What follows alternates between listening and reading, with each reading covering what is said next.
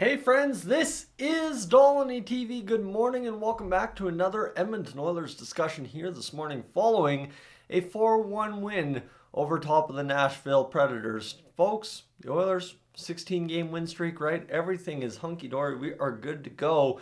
And now we just take a few weeks off here and then face the Vegas Golden Knights to possibly tie the NHL win streak record. How good does that sound? Especially considering it's Super Bowl week in Vegas, and the Oilers have a chance to be possibly the biggest non-football situation to happen in Vegas in that week. So it's pretty exciting. Before we get going too far though, friends, I want you to consider hitting that subscribe button here on Dolynny TV. Stick around with me. Let's talk Oilers the rest of the season. Come by for the live streams and obviously stick around for the playoffs because that's what we'll be talking about here in a few moments. Friends, a lot of people have made a lot of claims about this Oilers win streak. I made a lot of claims about the Oilers at the start of the year when I thought they were done. But here I am still talking, right? So at the end of the day is everybody will make claims, but nobody really likes looking back at it and obviously thinking it through after a few games of proving things wrong. Well, you know what? I was wrong about sitting here thinking if they don't make some big changes, things are done. The Oilers made some minor changes and things have changed dramatically. However, one thing that I think we've started to see build up here during this win streak is three different myths about this Oilers win streak. And number one, I will tell you right off the bat, the Oilers can't choose who they wanted to beat on this win streak, right? The schedule was what the schedule was. They started winning at one game, and now they've won 16 in a row down the schedule, right? Unfortunately, in the NHL, you can't just choose to play Vegas 16 games in a row and hope to beat them 16 games in a row and then play them for the 17th game and beat it, right? I get the kind of dialogue around the Oilers, whatever, but we'll discuss that all here in a moment here, friends. Myth number one, obviously that's where I'm leading to. The Oilers haven't beat a good team. Well, you just can't make this up, right, friends? There's some of the games we've played, and folks are still sitting here, well, it's the Oilers. They haven't beat anyone good, whatever.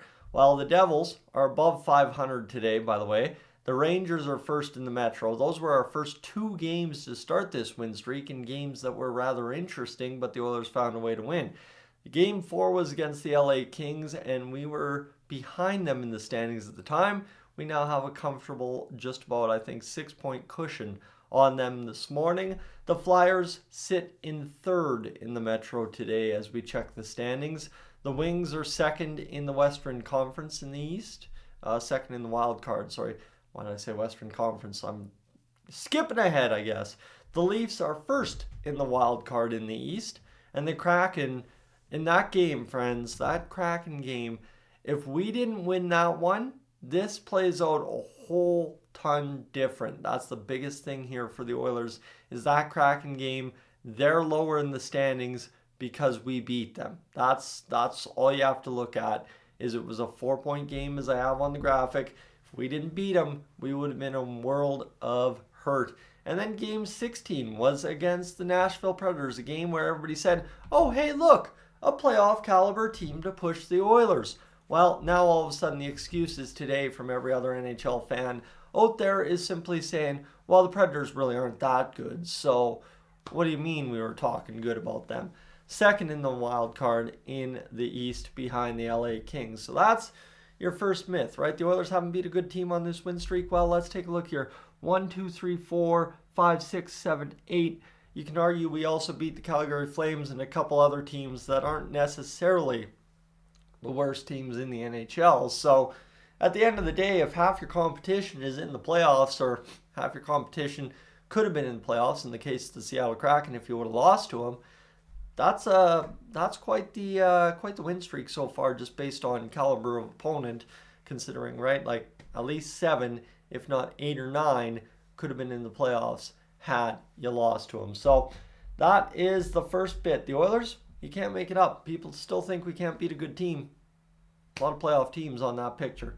All right, number 2, the Oilers have been saved by the big boys. Yes, over the past 2 games, the Oilers big boys have finally shown up for the first time realistically on this win streak. I think maybe Connor McDavid, Leon Draisaitl have been the contributing factors to an Oilers win in 3 or 4 games on a 16-game win streak. If that's the case, Wow, man, oof.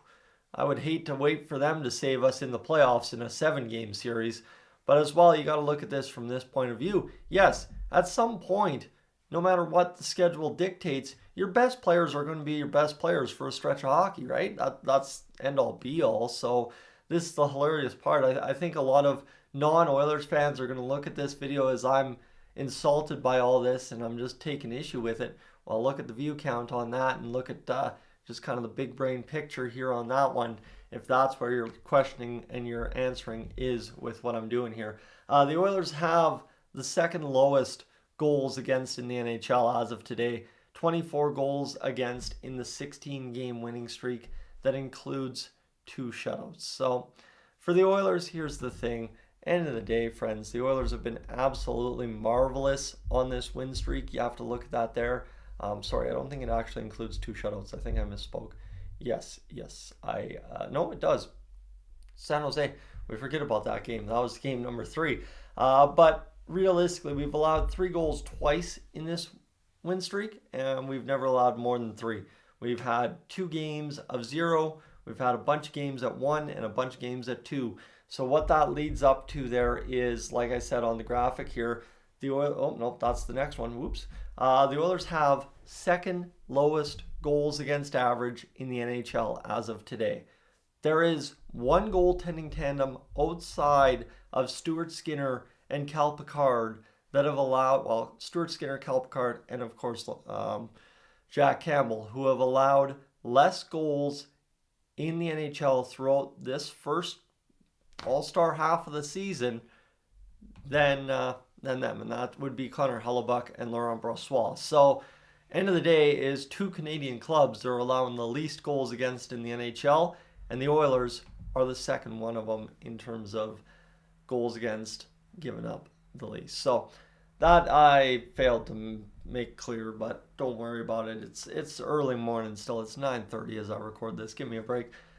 Myth number 3. We'll see how long this lasts. Well, for the Oilers friends, we'll see how long this lasts because end of the day, you beat Vegas, you go beat Anaheim. Now you've got 18 games winning streak, and this number continues to drop. So here's what the funniest part of all this is. November 10th, November 11th, November 12th, November 14th, whenever it was that we started seriously saying Jay Woodcroft is going to lose his job. Well, back then, the Oilers needed to win nearly 70% of their remaining points to get into the playoffs. Well, 24-3 since about that point, a few games later, the Oilers have to win 48.6% of their remaining points to make the playoffs if the cut line is at 95 points. Sorry, excuse me, what? The Oilers literally could go below 500 the rest of the season in terms of points percentage and make the playoffs. That is how incredible this turnaround has been.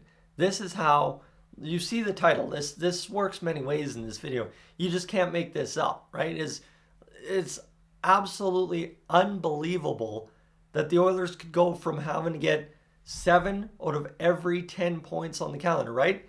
Every 5-game set, they needed to find a way to win 3, lose 1 in overtime, and lose 1 in regulation. That was the bare minimum they had to do to make the playoffs. Bare minimum. Well, now all of a sudden you're 24-3 over your past 27 games, 48 out of a possible 54 points in that stretch since late November, November 24th, I believe. Yeah, that would be when it started. Well, friends, that is going to change your fortunes. And just like that, you just can't make this up. The Oilers now literally have to get 48.6% of their remaining points to make the playoffs. And oh, by the way, it's not like the Oilers have 5 games to go. They've got 37 games remaining. We could literally win very few of them and make the playoffs at this point. So that's pretty incredible if you don't ask me at this point. So friends, thank you so much for being aboard this afternoon. Do appreciate you hanging out with me. We will catch you a little later on today, I am sure. and we'll discuss kind of what's going on with Dylan Holloway and what the Oilers are going to try and do with one said Dylan Holloway during the All-Star break. I'm Tyson, this is Dolynny TV. I am up on out of here.